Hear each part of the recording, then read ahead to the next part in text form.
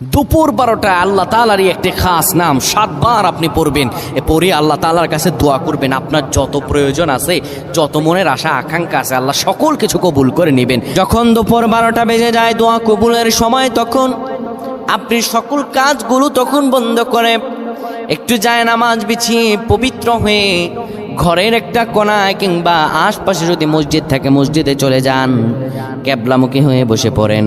ক্যাবলামুখী হয়ে বসে সুন্দরভাবে প্রথমে 10 বার দুরূদ শরীফ পড়েন, 3 বার সূরা ইখলাস পড়েন, 2 বার সূরাতুল ফালাক, 1 বার সূরা নাস পড়েন।